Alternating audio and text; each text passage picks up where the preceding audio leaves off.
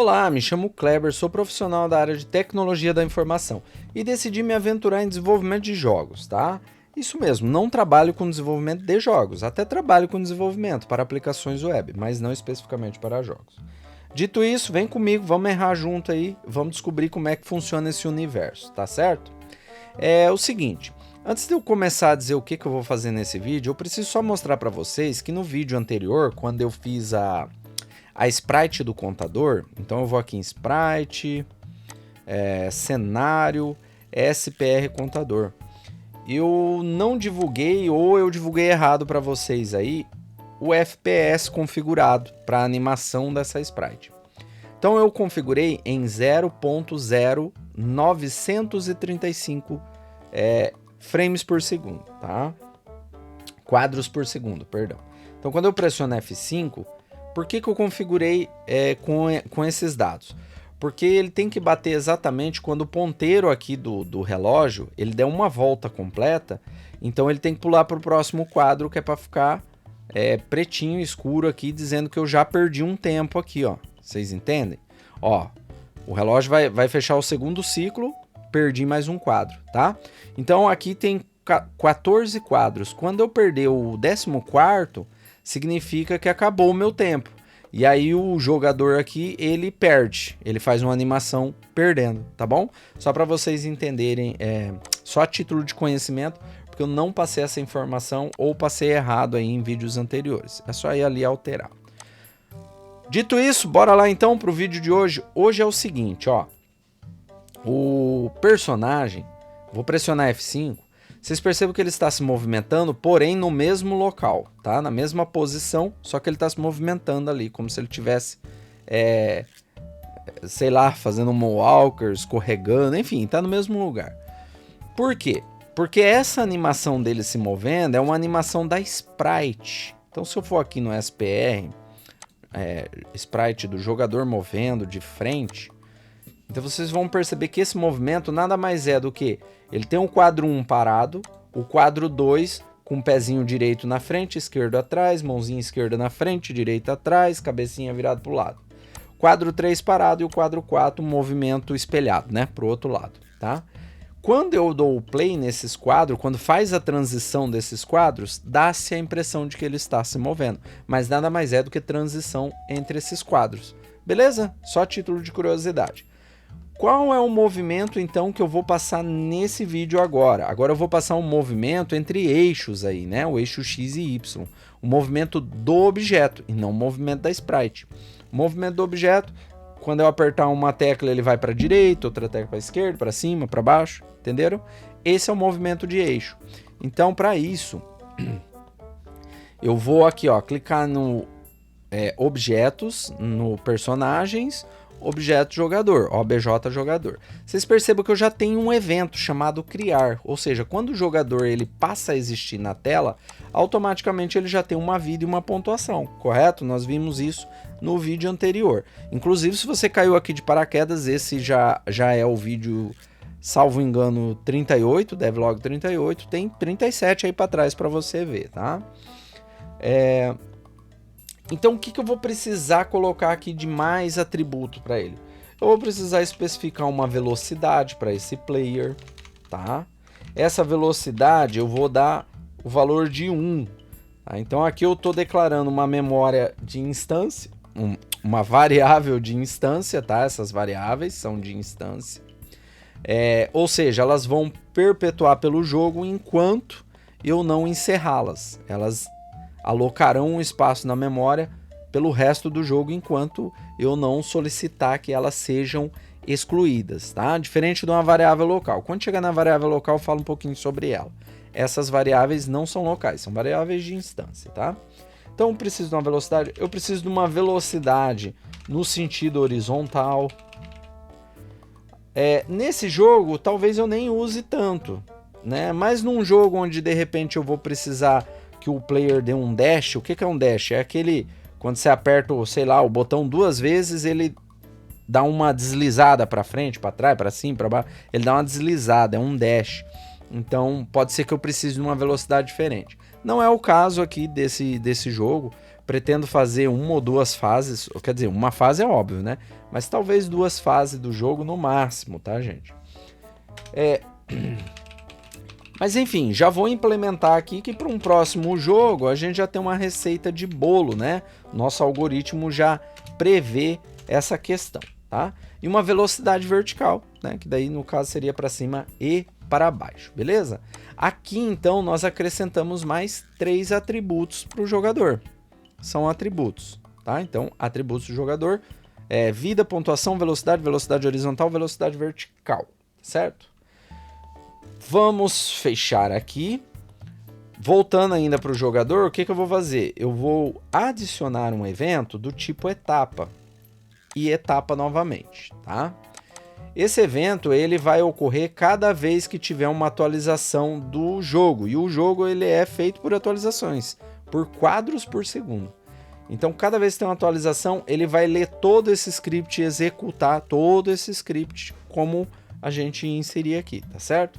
Então, tem que tomar cuidado, porque você pode acabar aí dando um despejo de memória, né, no computador. O que é um despejo de memória? Se eu fizer aqui um loop infinito, que não tem mais fim, ele vai alocando espaço na memória do computador, chega uma hora que o computador trava, não tem o que fazer, ou o programa trava, né? O próprio Windows pode matar o processo, enfim, no caso de um Windows, né? Mas se for Linux, cada sistema operacional trabalha de um jeito quando ocorre um despejo de memória, tá certo?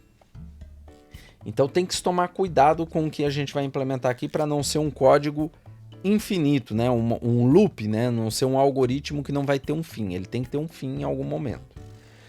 Primeiramente, o que nós vamos fazer? Eu vou criar aqui uma região, né? Então, region. Vocês já viram que a região nada mais é que uma forma de organização.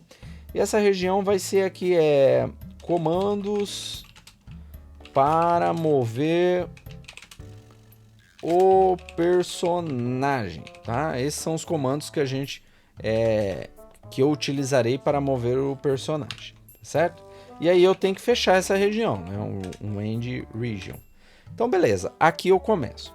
O primeiro comando é o seguinte: quando eu pressionar a tecla A, eu quero que ele mova-se para a esquerda, D para a direita, W para cima e S para baixo. Se quiser escolher outra tecla, esse é o momento, tá? Então, para isso, eu vou dizer o seguinte: eu vou criar uma variável local. A variável local a gente determina var e eu costumo pôr aqui esse hífen, né? Esse underscore antes, determinando o nome da variável. Então, essa variável vai ser direita. Então, var direita. Ela vai receber o atributo, ou seja, o comando do teclado, keyboard checking. Então ela vai receber o comando do teclado. E aí o comando, eu tenho que pôr um ORD aqui, porque como eu vou usar as teclas de letras do teclado, as teclas convencionais, eu preciso pôr ORD. Agora, se fosse teclas especiais, Tab, Space, aí não precisaria desse comando ORD, tá bom? Então aqui, ó, quando eu pressionar a tecla D, ele vai para direita. Eu vou fazer aquele padrão WASD, sabe o padrão WASD? É esse carinha aí que nós vamos fazer. Então aqui agora a variável esquerda. Ah, tá, perdão, aqui recebe, tá? Então eu vou dizer o seguinte: a variável direita vai receber o comando D. Quando eu pressionar a tecla D, ela vai receber um valor. Ela vai entender que eu pressionei uma tecla. Vai ser verdadeiro aqui, ela vai receber um valor. Quando eu pressionar a tecla keyboard, Kleber, por que você não copia e cola? Não é mais rápido? Com certeza é mais rápido, porém aprendo menos, tá? Fica uma dica para quem é iniciante em desenvolvimento, ou até para quem já tem uma bagagem. Mas quando você faz essa repetição, faz com que você frise melhor os comandos e entenda, inclusive, melhor o que você está fazendo, né? Para a esquerda, eu vou utilizar a tecla A. Para baixo, né? Agora baixo, eu utilizarei aqui keyboard check. Keyboard check. Encerro aqui. Ort. E aqui a mesma coisa. Então para baixo eu utilizarei S. E para cima eu utilizarei... Aqui dá para eu diminuir um tab aqui, ó, muita tabulação, né? Então para cima eu utilizarei o keyboard check. Ord. Então eu utilizarei o W, certo? Então é isso. Esses serão os comandos utilizados. WASD. WASD. Tá? Dependendo da tecla que eu pressiono. Feito isso, eu vou recolher aqui para ficar melhor, tá?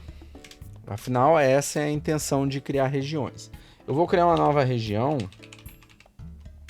onde eu vou determinar exatamente o movimento do jogador. Então agora eu terei o movimento desse jogador, tá? Então será aqui, nessa região. Porque... Ah, tá. Já tá ali. Então, o movimento do jogador vai ser o seguinte. Primeiramente, eu preciso que vocês entendam um pouquinho de matemática. Então, se liga aí que é hora da revisão, né? Vamos pro Telecurso 2000. Pessoal, vocês lembram lá do plano cartesiano? Quando vocês estudaram lá no... Acho que na nona série, no primeiro ano do ensino médio, enfim, em algum momento da vida a gente viu esse plano cartesiano aí, não me recordo quando. No ensino médio é certeza, ver em vários cálculos, né? Precisa dele. Então é o seguinte, o plano cartesiano matemático, nós temos os valores do eixo Y positivo na parte superior e negativo na parte inferior. E aqui na horizontal, do jeito que está aqui, negativo à esquerda e positivo à direita. Como a gente está trabalhando com o Game Maker, e o Game Maker trabalha com gráficos, então ele é invertido, ele trabalha com negativos no eixo Y para cima e positivo para baixo. Já no eixo X, que é o horizontal, é igualzinho a gente aprendeu lá, tá? Por que é invertido? Porque a imagem do jogo ela acontece nesse quadrante aqui, ó, no quarto quadrante. Então, ele tem que trabalhar com valores positivos aqui por questões gráficas da placa de vídeo, do monitor, enfim, tá? Por isso. Mas vamos entender o plano cartesiano. Então é o seguinte, ó, nós vamos ter o seguinte cálculo: direita menos esquerda vezes velocidade. Então eu vou detalhar aqui para vocês. Se eu pressionar a tecla D, direita vai receber 1. Tá? Direita vai receber 1 porque eu pressionei a tecla D. Esquerda vai ser 0, eu não pressionei ela. Então direita é 1, esquerda é 0. Como eu coloquei entre parênteses, ele vai priorizar esse cálculo aqui. Então 1 menos 0 é 1. Vezes a velocidade. Eu determinei a velocidade 1 do nosso personagem. Então 1 vezes 1 resulta em 1.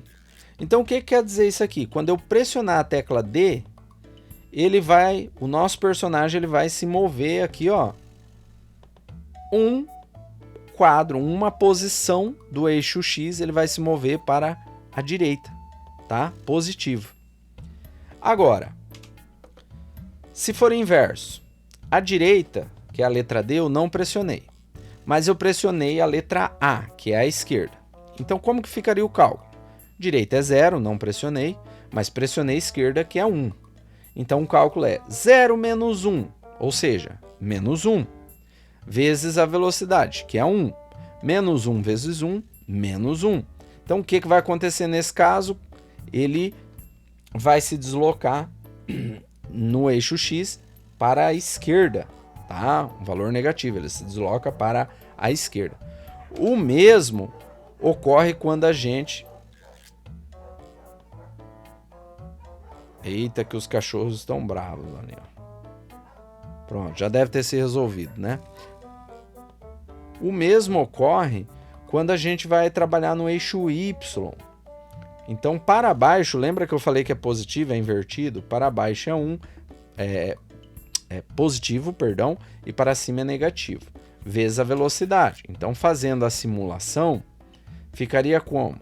1 menos 0 vezes 1. O resultado é positivo, então aqui ele iria para baixo. Agora, quando eu pressionar a tecla W, aí já é diferente, né? Já é inverso aqui. Que daí é como? É 0 menos 1 vezes 1, que vai resultar em menos 1 no eixo Y. Então, ele vai para cima, tá bom? Então, agora que vocês entenderam como é que funciona essa questão do movimento do personagem pelo mapa, nós vamos fazer esse cálculo. Então, como que era o cálculo? Era velocidade horizontal, ela vai receber o valor de direita menos esquerda vezes velocidade. Só que aí nós temos um porém. Se eu deixar o cálculo desse jeito, ele vai multiplicar aqui primeiro para depois subtrair. Não é isso que eu quero, tá? Então aqui eu tenho que priorizar a subtração para depois ele multiplicar esse resultado, que vai dar a velocidade do player, velocidade horizontal. E o mesmo cálculo, porém com direção diferente, tá? Então aqui a velocidade vertical, ela vai receber, já vou até colocar entre parênteses aqui, ela vai receber baixo menos cima vezes a velocidade, tá? É isso que vai acontecer. Então, beleza. Feito isso, vai funcionar? Não. Aí agora eu preciso dizer para o Game Maker, para o programa, que ele tem que pegar a posição atual do player, vamos supor que seja 0, que é o X na horizontal, a posição na horizontal. Então ele vai pegar a posição horizontal do player, vai receber o quê? A posição horizontal vezes a velocidade horizontal. Então eu vou dizer para o programa o seguinte, ó, se velocidade horizontal aqui for 1, por exemplo, então eu vou dizer que ele está em 0. Então, 0 vezes 1, 1. É isso? Não, não é vezes, perdão, gente, é mais. Perdão, é mais, tá? Então aqui, 0, 0 mais 1, 1. Então ele vai se deslocar 1.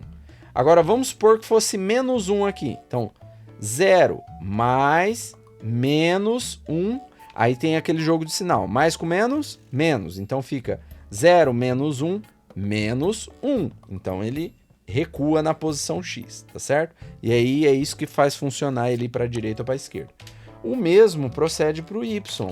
Então eu faço que y é igual a y mais, nesse caso, a velocidade vertical, tá certo?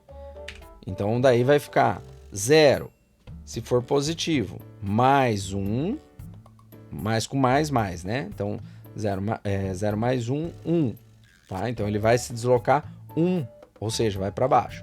E se for negativo, mais com menos, menos, 0 menos 1, se desloca para cima. Vamos ver se isso está funcionando. Então, ó, pressionei S para baixo, W para cima, D para a direita, A para a esquerda. Então, está funcionando aqui o movimento do jogador como eu havia dito. Ah, mas ele está passando por cima dos prédios. Calma, tem muita coisa ainda para acontecer aqui, tá, gente? Ó, ele está saindo do cenário. Isso aqui é a parte de colisão. Não fiz colisão, só fiz o movimento do jogador. Tá tudo certo, é isso aqui mesmo. Então nós já demos movimento no objeto jogador, tá? Então ele tem um movimento da sprite e agora mais um movimento do objeto, tá certo? Aqui, ó, é possível a gente reduzir isso aqui, tá?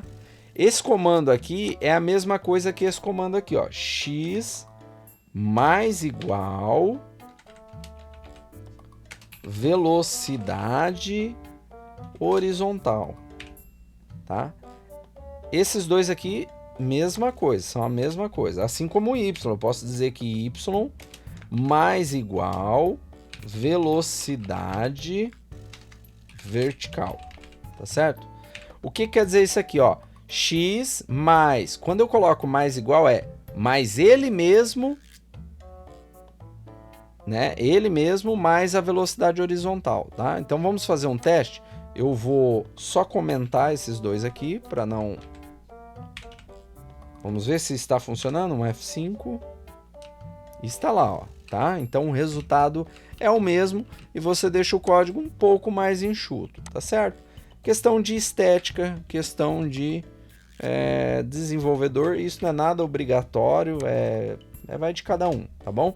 Mas é importante que vocês saibam essas malícias aí da programação, que isso aqui pode acabar pregando uma peça aí, caso vocês estejam analisando o código de alguém e não vai entender o porquê que está dessa forma, tá bom? Gente, fico por aqui. Não perca o próximo vídeo para a gente dar andamento. Não vou dizer o que nós vamos fazer no próximo, porque eu posso não cumprir com o que eu prometo. Já fiz isso aqui. Então, aguardem aí o próximo vídeo para a gente aprender um pouquinho mais e fui!